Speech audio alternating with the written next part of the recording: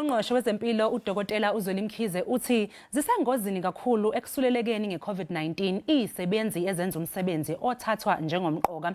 Uthi kunendlela entsha yokutheleleka kwazo ekhulayo. uDokotela Mkhize ubekhuluma namalungu ePhalamende ngohlelo lokuxhumana nge-internet i-virtual teleconference mayelana neindlela ezintsha leli gciwane lisabalala ngayo kanye nomthelela walo emnothweni wezwe.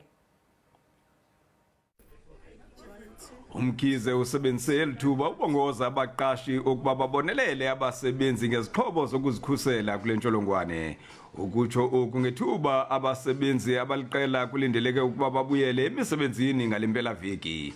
Indaba ezimyoli zezokuba urhulumente uyazama noko ukuyilwa le ntsholongwane.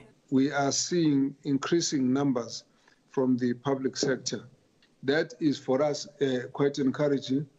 However, we think there's still a long way to go, but our constraint is really more the supplies of our diagnostic kits that are taking a bit longer to get to the numbers that we're looking for.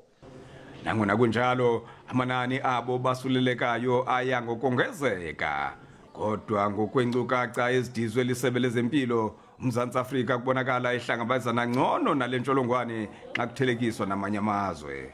The closest comparator is Egypt and Algeria, who seem to have similar rates of cases to South Africa.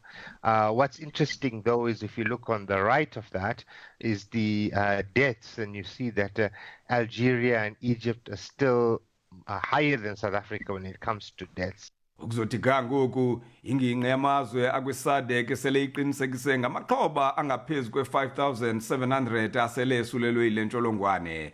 Uninzi lwabo lulapha eMzantsi Afrika. Nangona uninzi lwabantu abasulelwa yile ntsholongwane bafumaneka apha eMzantsi Afrika bambalwa abaphunyukana nemiphefumlo yabo.